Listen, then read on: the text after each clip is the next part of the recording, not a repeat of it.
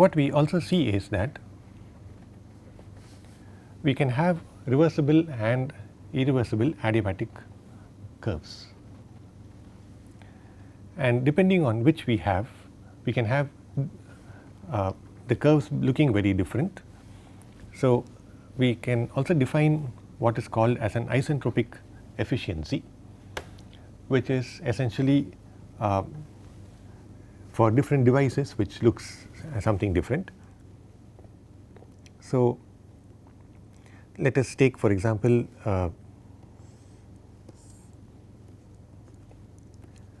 TS diagram.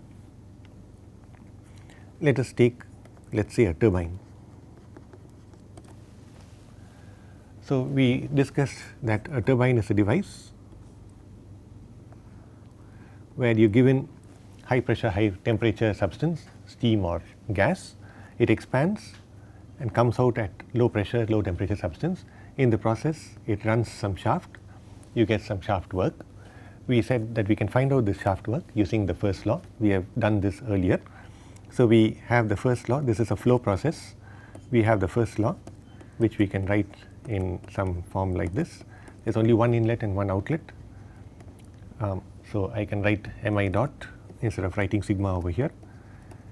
The substance coming in brings in some enthalpy, it brings in some kinetic energy and some potential energy, and the substance going out takes with it some enthalpy, some kinetic energy and some potential energy. This is the first law, we have written this earlier. We said this device is usually working under steady state, therefore, this is 0. Because it is steady state, our mass conservation is dm by dt is sigma mi dot, there is only one inlet. So, I can just write mi dot, sigma mi dot, there is only one outlet, I can write this. Since it is steady, this is also 0. So, mi dot is equal to mi dot, we can call that as some m dot. So, I can remove the subscripts here. We said that ideally we would like this to be insulated, so it does not lose any heat along the walls. So, this would be 0. We did problems where we saw that changes in kinetic energy and changes in potential energy are negligible compared to changes in enthalpy. So, if you subtract these terms and these terms, those become 0. We can divide by m dot here and remove this from here. So, we can take this W to the other side. So, what we saw is that the work done in this case, the work in the case of a turbine is essentially, with all of those assumptions, it comes out to be the enthalpy at the inlet minus the enthalpy at the outlet. So, if we were to look at a TS diagram, so this turbine is expanding gas between some initial pressure at the inlet and some pressure at the exit. If this process was reversible and we already assumed it is adiabatic, then what we would see is that ds is equal to 0. So, therefore, this process would start somewhere there and go down to somewhere here like this. We just assumed that it is adiabatic when we did the first law just a moment back. If it was also reversible, then we know that a reversible adiabatic process is an isentropic process where ds is 0, and this process would look like this. So, in the case of a turbine, if this process was reversible and adiabatic, this would look like this on a TS diagram. Now, if it was not a reversible adiabatic process, what we know is that the entropy will increase. Therefore, we start at the same point 1, but we will reach some other point 2 where the entropy is higher than the entropy at the point 1. So, we would start here. In that case, it is an irreversible process, we cannot mark it on this diagram, but we would go somewhere, we do not know where that is, but we will reach some other point 2. We are expanding between the same initial and final pressures. For example, we have initial gas coming in at some high pressure from some device. Let us say we are expanding it to atmospheric pressure. So, the final pressure is the same. So, it would be on the same pressure line, but what we see is it would go to some other point and the final temperature is actually higher than what it would have been if we had done a reversible expansion. So, this is some 2 prime. So, this would be essentially what we are doing. What is often done is that this is called as some 2s to say it is isentropic, and this is called as some 2. So, let me label it in that fashion. So, in the real process 1 to 2, what I can see is the amount of work which I would get in all of these processes is what is the enthalpy at the inlet minus enthalpy at the outlet. So, in the reversible process, I would get enthalpy at the inlet, which is H1, minus enthalpy at the outlet, which is H2s. This is the amount of work I will get. In the irreversible process, the amount of work I will get is the enthalpy at the inlet, which is H1, minus the enthalpy at the outlet, and the process now is 1 to 2. So, this is what I would get.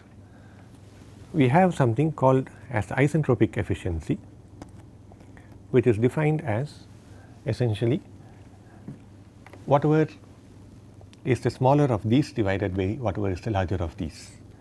So, in the case of a turbine, the isentropic efficiency of the turbine is defined as how much work you would get,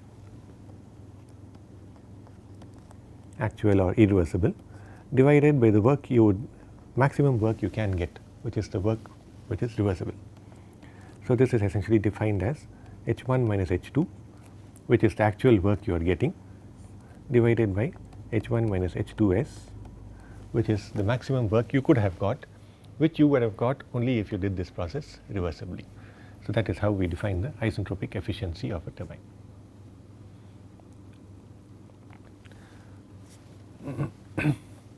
But in doing this derivation, I quietly sneaked in a little bit of stuff here, where I said that the point 2 will be at a higher entropy. We have not proved that yet. So, what we can do is I will prove it and then go on to the isentropic efficiency for the other devices. So, what I am going to try to do now is to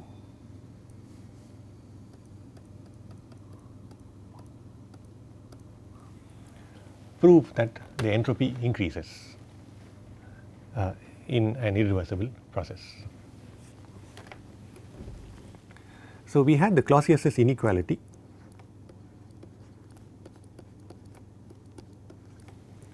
which said that cyclic integral of del t equal to del q by t equal to 0 for a reversible process, and it is less than 0 for an irreversible process. So, the inequality is essentially del q by t less than or equal to 0. So, what we can do is we can look at this for like say a couple of processes. Say have some A, we have some cyclic process which is A B, which is let us say reversible. We have some other return path C which is irreversible. A is reversible, B is reversible, C let us say is irreversible. So, what we know is that if we apply this to cycle 1A2 B1, this is a reversible cycle. So, if it is a reversible cycle, then we know that cyclic integral of del q by t will be 0, which is essentially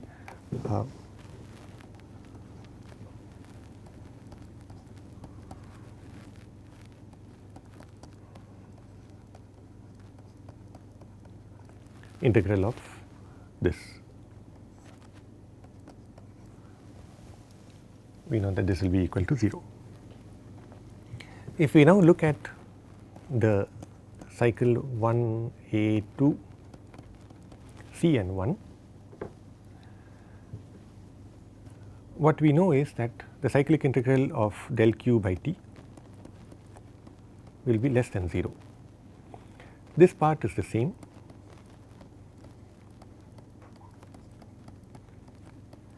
but the other part is different. So, this is essentially less than 0. In this cycle, from our definition of entropy, we said that ds is equal to del q by t for a reversible process. We know that, and we also proved that S is a property, which means that ds is 0 for a cycle, because we know that any property, if we take, for example, we take temperature or we take pressure or enthalpy, if I start at point 1, if I go to some point 2, then the change, for example, in temperature is T2 minus T1. If I come back to point 1, then the change in temperature is essentially T1 minus T1, because I started at 1 and back in 1, which is 0, which is what we know for all the properties. So, ds for a cycle, like any other property, has to be 0, because I start in 1, I come back to 1, ds is 0. So, if I look at the cyclic integral of ds, or the cyclic integral of del q by t, it is equal to the cyclic integral of ds, which is equal to 0. So, we see that when you have a reversible process, this is for a reversible cycle, where 1a2 is reversible, 2b1 is also reversible, which means I can run the cycle in the reverse direction. I can go 1b2 and 2a1. So, that is what I mean by reversible cycle. So, in that reversible cycle, this ds is equal to cyclic integral of del q by t, which is equal to 0. Now, what I see is, for this cycle, this is an irreversible cycle, because this process 2c1 cannot be reversed. I am going between the same points 1 and 2. If I go to 2 and come back to 1, I have come back to the same point 1. So, essentially ds in this case, I have gone from, I started at 1, I went somewhere else, I came back to 1. So, ds over here is still 0, because I am still back at the same point 1. But what I see is the cyclic integral of del q by t is less than 0. So, what I see is the cyclic integral of del q by t is less than 0, ds is 0, which means ds is essentially greater than the cyclic integral of del q by t, cyclic integral of ds, or essentially ds is greater than del q by t. So, what I can in general write is, for this is for an irreversible process. So, what I can write generally is ds is greater than or equal to del q by t, where it is equal if the process is reversible and it is greater if the process is irreversible. So, what I know is that ds is greater than or equal to del q by t, which means that if I have a reversible cycle, then entropy does not change. If I have an irreversible cycle, then ds is always greater than del q by t, and essentially ds is increasing, or s is increasing, ds is higher and s is increasing. Now, if I have an insulated system, then I do not have any del q. So, if I have a system which is insulated, there is no heat transfer, then del q is 0, which means if I have an insulated system,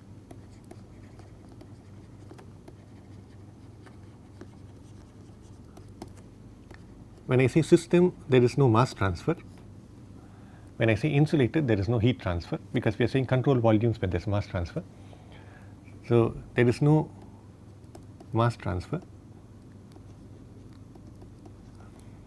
This means that there is no heat transfer. Then this term is 0. So, if I have an insulated system, then ds is essentially greater than or equal to 0. But when I say there is no mass transfer and there is no heat transfer, the more common word we use is isolated, right? Isolated system is a system where there is no mass or heat transfer. So, for an isolated system, what we see is ds is greater than or equal to 0. So, the universe is presumably an isolated system, because whatever is there is contained within the universe. So, what I can also say is for the universe ds is greater than or equal to 0, which is called as a principle of increase of entropy. So, what we see is that for the universe the entropy must be either constant or always increasing. So, if all the processes are reversible, then the entropy is constant, ds is 0 and entropy is constant. If any process is irreversible, then ds is greater than 0, which means the entropy is increasing. ds is essentially small change, S2 minus S1 a small change, or delta S is essentially S2 minus S1. So, if I integrate this, I get delta S is also greater than 0, which means that S2 is greater than S1, which means that the entropy is increasing. So, that is something which we see. So, there is also an interesting way of looking at this. If we see all our laws, physical laws, for example, you see F is equal to ma or any of the other laws we see, there is no directionality involved in any of them, which is to say that, for example, if I drop this pen and it falls down, the law can predict how it is, what will be the speed with which it drops. If this pen was to fly upwards, the law can also predict what would be its speed as it goes up, which is what happens when you throw it up, for example. It does not necessarily say that this should happen in one way or the other. If it happened in the reverse way, I can predict what would happen. But what we see is that processes happen only in certain directions. If I have a cup of coffee which is cooling, my law can predict how much heat is lost. If I have a cup in this room which is spontaneously being heated, my law can predict how much will be the temperature. It does not tell me that it should cool rather than heat. The first law does not tell me that. But the second law and its concept of increase of entropy gives me a direction. So, for example, if I was to take a video of this classroom, I played it back in reverse, everything would look as if it is happening in reverse. So, it would look, for example, as going back in time. All the processes which are happening, in terms of first law, nothing is violated. In terms of energy, nothing is violated. Everything would be still accurate. How do we know if somebody played us a video, whether we are looking at events in the correct sequence or whether we are looking at it played reverse? How do we know that? So, for example, if I am walking and I play back a video, it will look like I am walking backwards. Maybe I can't walk backward, but maybe if it was Michael Jackson, he could do a moonwalk backwards and it would still look all right. Or if I had a robot which can walk forward and backward, we wouldn't really be able to make out the difference as to which way it is going. Or I have a car, it is going forward, I play it in reverse, everything is perfectly fine. A car can go in reverse, things look all right. But if we were to look at what happens to the entropy of all the processes which are happening, whichever is the direction in which entropy is increasing, that is the direction in which this video had been shot, provided we have an isolated system where everything within that system is isolated. So, that is essentially what is given to us by the principle of increase of entropy, which is a consequence of the second law.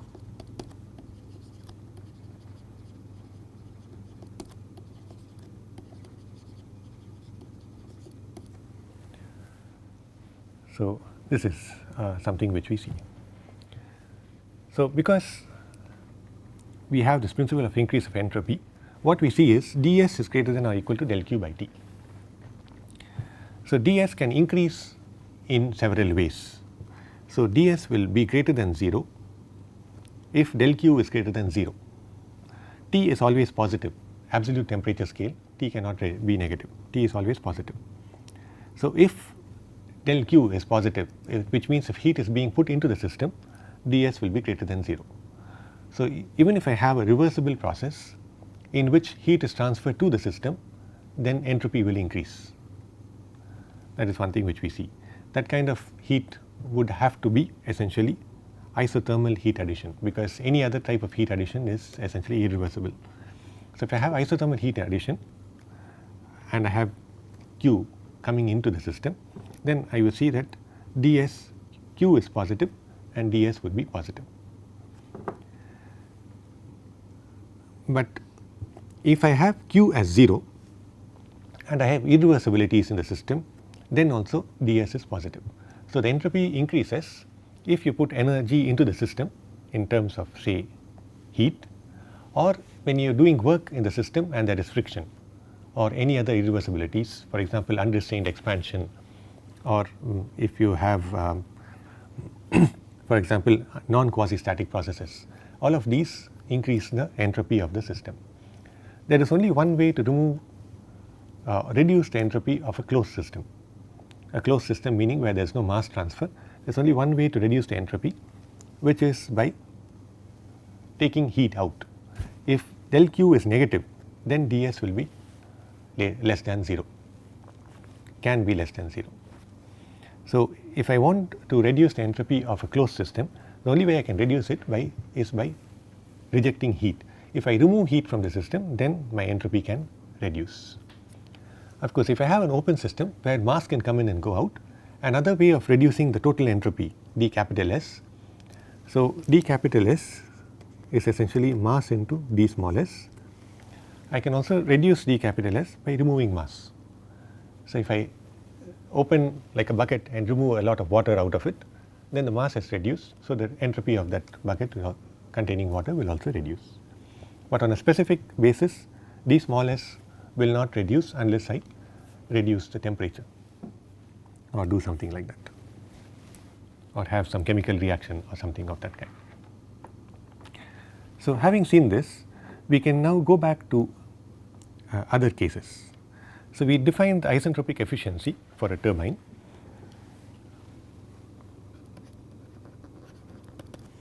We can do the same, for example, for a compressor. We saw that a compressor is a device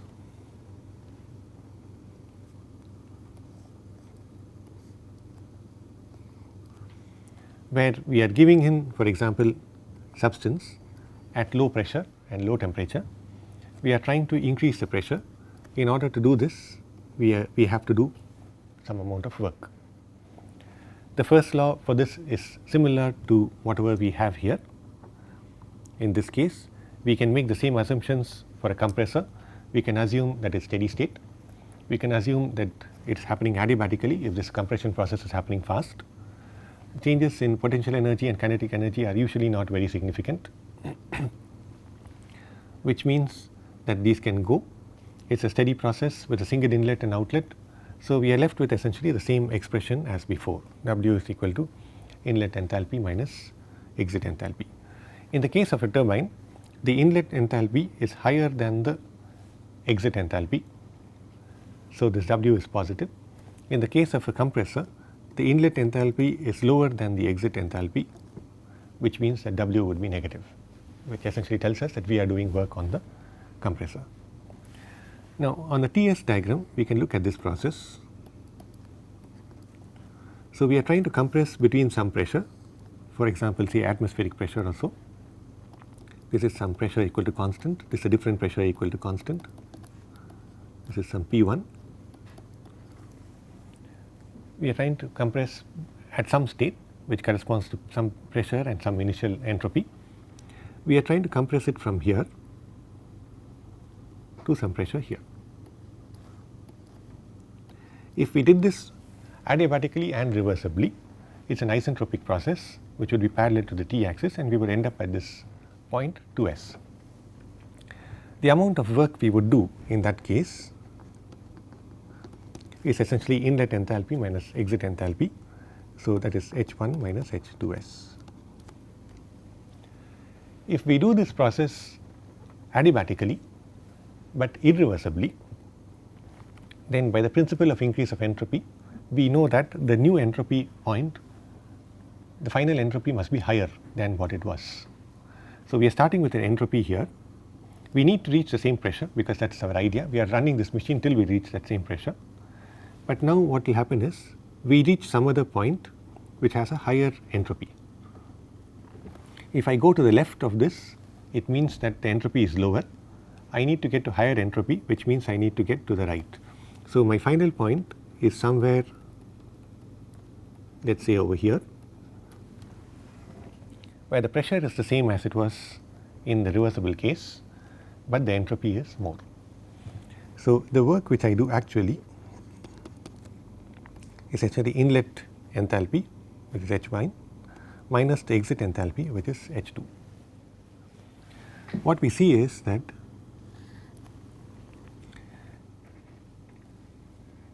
this point has a much higher temperature than if I was doing this process isentropically. So, if I was doing isentropically, I would go from this temperature T1 to a temperature T2s. If I am going non-isentropically, I am going from this temperature T1 to some temperature T2.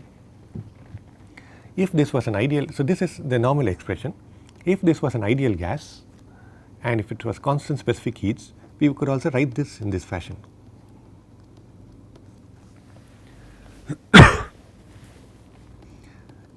In the same way, we could also write this in this fashion. H is CPT for an ideal gas, so we can write this in this fashion. What we see is T1 minus T2s is essentially this. This is T1, this is T2s. T1 minus T2s is negative of this, or T2s minus T1 is essentially what I have shown by this bracket over here. Similarly,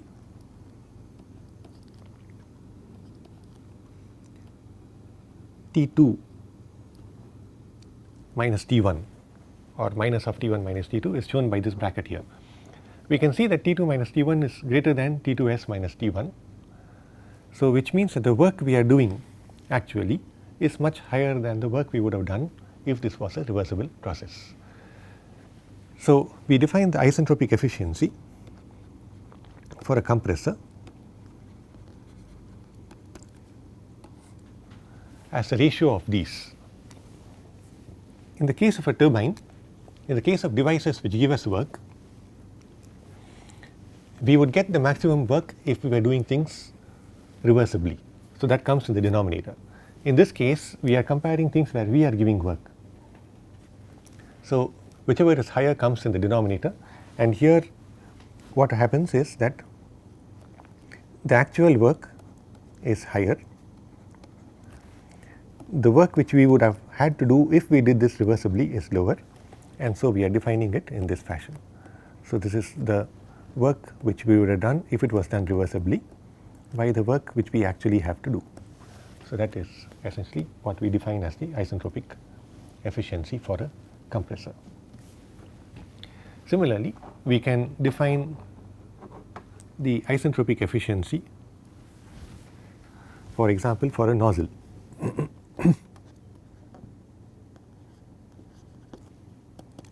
We know that a nozzle is a device where we are trying to send in gas and increase its velocity. We can write the first law as before.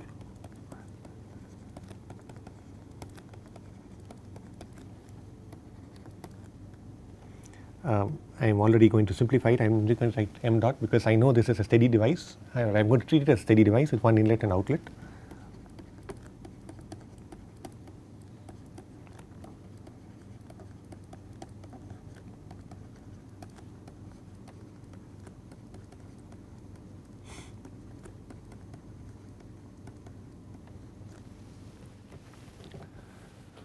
We have simplified this earlier also. What we have said is that is steady state, this is 0. It is a small device, fluid flows fast, we can assume that it is adiabatic. There are no moving parts, there is no displacement work, etc. So, there is no work done. I can take the m dot to the other side, 0 by m dot is 0, so that goes.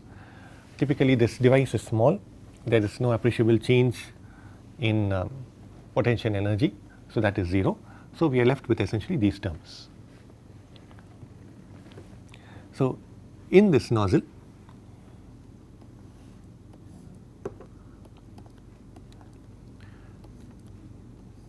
I am expanding from some pressure, initial pressure, to some exit pressure. If I did this process isentropically, I would go from some point 1 to some point 2s over here. If I do this process non-isentropically, I would go from some point 1 to some point where the entropy increases. So, I am going to the right to some point 2 over here. So, if I did this process isentropically, the change in enthalpy in this case would be H1 minus H2s. This is the enthalpy at the inlet, this is the enthalpy at the outlet. So, what we can write over here also is Hi minus He is equal to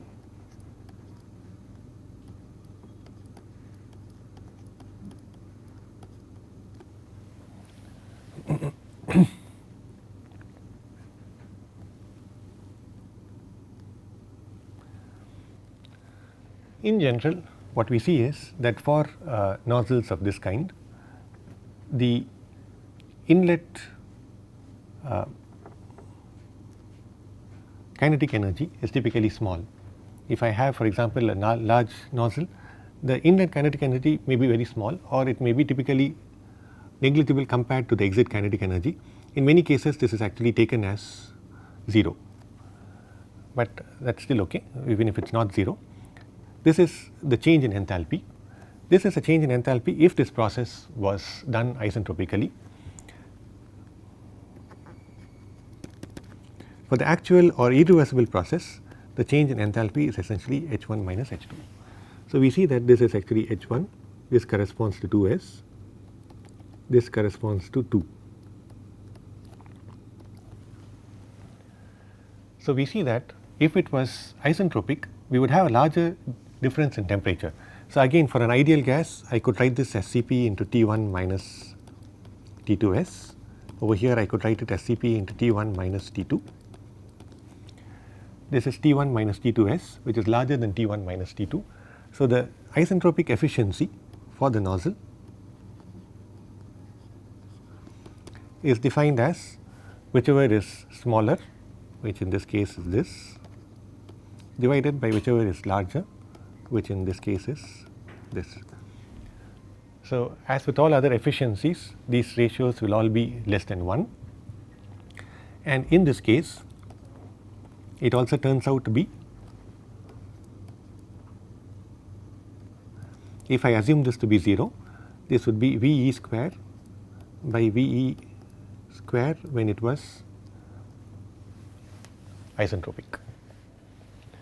If this is non-zero, I would have the minus Vi square here in both the cases.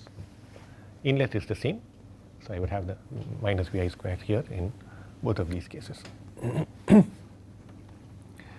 So, we have looked at this for turbines, for compressors and for nozzles. We can look at it also for the case of a pump.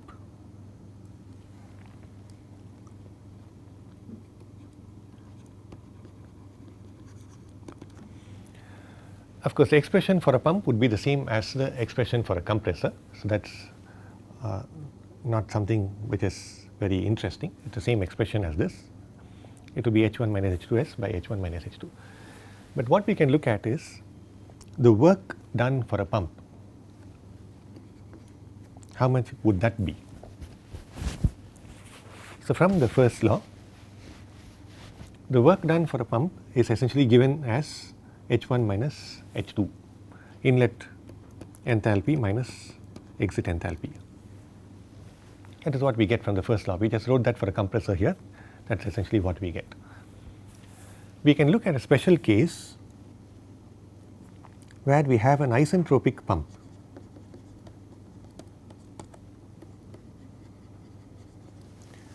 A pump, as you know, is a device which is used to pressurize liquids, water.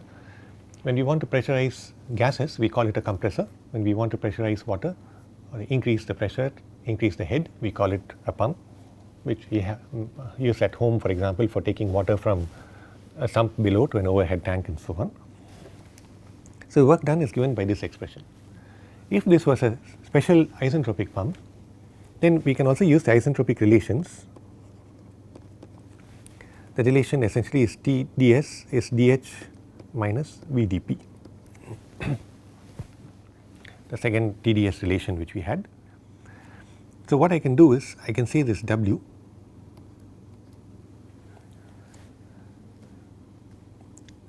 I can substitute this over here. Now, for an isentropic process this would be 0, which means dH is equal to VdP, where V is the specific volume. So, dH is essentially exit minus inlet. So, I need here inlet minus exit. So, this is essentially minus VdP.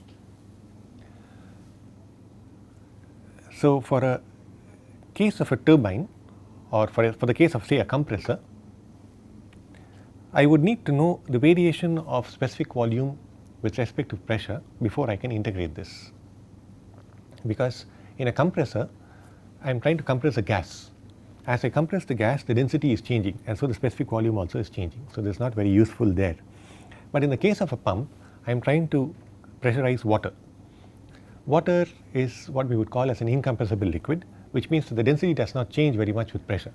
I take water in like say a syringe, and many of you might have done this. You have like a syringe without the needle, you put water in it and you try to press it and then see whether you can push it. If it's gas inside, you can press it a bit.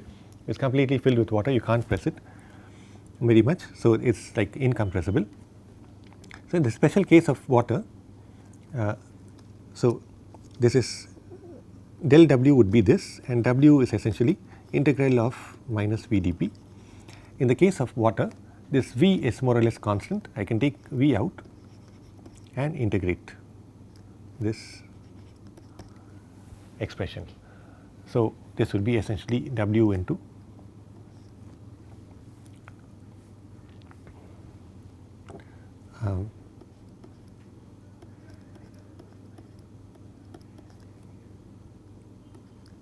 there's a minus sign in front of it, sorry, not W, this is V.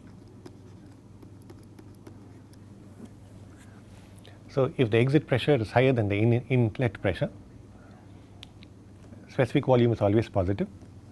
If the exit pressure is higher, then this value of work is negative, which means that we are doing work on the system in order to increase the pressure, which is what we see in the case of a pump. So, we can use this in the case of a flow device. So, what we saw is in the case of a piston cylinder arrangement kind of a thing, we have work which is of the form of integral of PdV. In the case of a flow device, where we have for example a pump and stuff is flowing and we have work, we have integral of the form of VdP. Of course, this is only for isentropic devices, because we have ignored this TDS. So, for an isentropic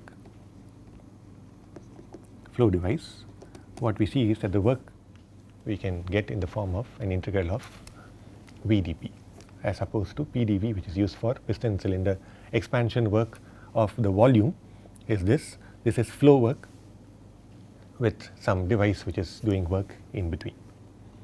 So, that is something which we get. So, I am going to stop here for the moment. Thank you, and join us back.